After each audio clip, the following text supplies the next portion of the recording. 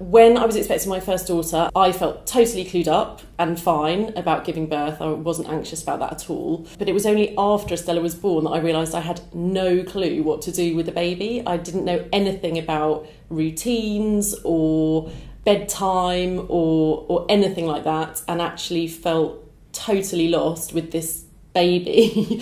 And I realised, I didn't really know how to be a parent. I knew how to give birth, but I didn't know how to be a parent. So it was quite a shock.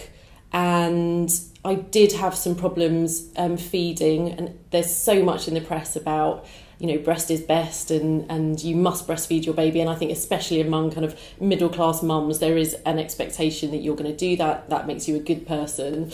I had lots of problems. And so I had this real kind of internal struggle about doing what I knew was best for my daughter and actually how that was impacting me. I didn't feel that instant connection that you're told you're going to feel and you expect to feel. Second time round, I think because I was more confident and I knew what to expect, I did experience that. But certainly first time round, that was very different. The nature of that relationship was very different to what I was expecting. So not feeling that instant bond with my daughter definitely affected my confidence, because I felt that I could see that other people did have that connection. And again, I think that when you're doing anything new in your life and you see other people doing it differently, one tends to assume that they're doing it right and you're doing it wrong. My preparation for leaving was really all about the client being successful and me handing over my day-to-day tasks. I didn't really think too much about coming back. I thought maybe I was going to be an earth mother and I was going to have this child and never go back to work. And then about 6 months in, I realised that was not the case. And I really missed working and I loved it. And it was actually a huge part of my identity. So I think before I left, I just didn't really know. I was very much kind of focused on the delivery and then just going with the flow. And then it was more kind of, during my maternity leave that I had more of an idea about what I wanted to do in terms of going back.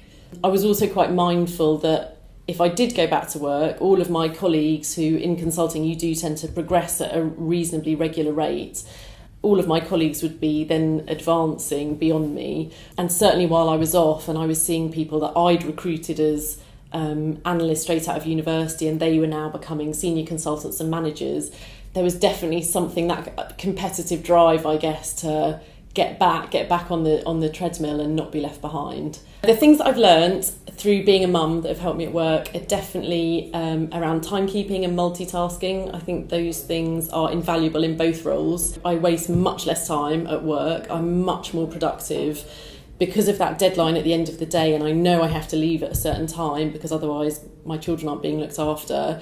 That hard stop definitely focuses your mind during the day and makes you prioritise what needs to get done and get it done.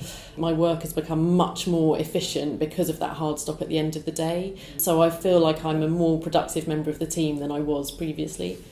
So I definitely think there's an opportunity to help first-time mothers transition back to work and do so with more confidence, knowing that they've enhanced who they are rather than detracted from it. I think coaching at that point in your career would be ideal.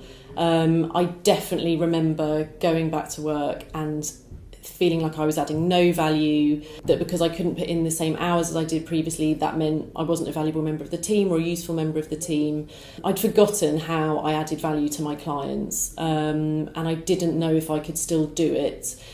But I think if I had have had coaching at that point in my career, it would have made certainly the first 6 months of returning much smoother for me and just got me over that hurdle of lack of confidence.